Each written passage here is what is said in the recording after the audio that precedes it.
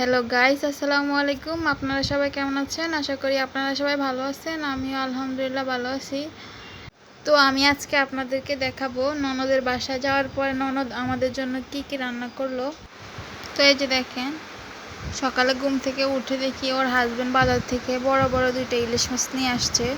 তো ওই ইলিশ মাছগুলো কেটে পরিষ্কার করে নিয়েছে। তো এগুলাতে লবণ হলুদ মাখিয়ে নিয়েছে। তো এখন এগুলো একটু ভেজে নিতেছে। অন্যদিকে পেঁয়াজ কাঁচামরিচ টমেটো ধনিয়া পাতা কেটে নিয়েছে। তো দেখেন, ইলিশ মাছ ভাজাটা কমপ্লিট হয়ে গেছে। কি সুন্দর একটা কালার এসেছে, খেতেও কিন্তু খুব মজা হয়েছে। তো অন্যদিকে করলাটাও ভেজে নিয়েছে। তো এদিক দিয়ে মুরগির মাংস রান্না করার জন্য মুরগির আলুটাও ভেজে নিয়েছে। তো এখানে মশলাগুলো ভালোভাবে কষাইতেছে। মশলা কষা শেষে মাংসগুলো মশলার সাথে দিয়ে দিয়েছে। এখন কেটে রাখা টমেটো আর কাঁচামরিচগুলো দিয়ে দিয়েছে।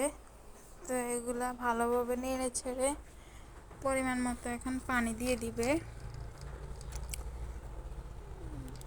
তো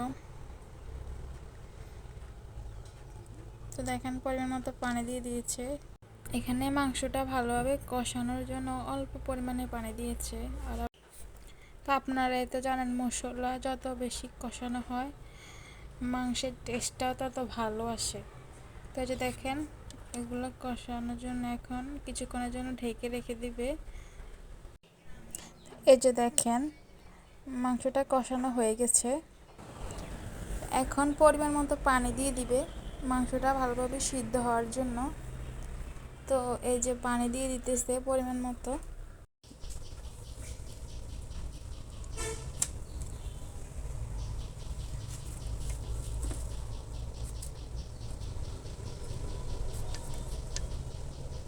এই যে দেখেন, মাংসটা রান্না করা হয়ে গেছে।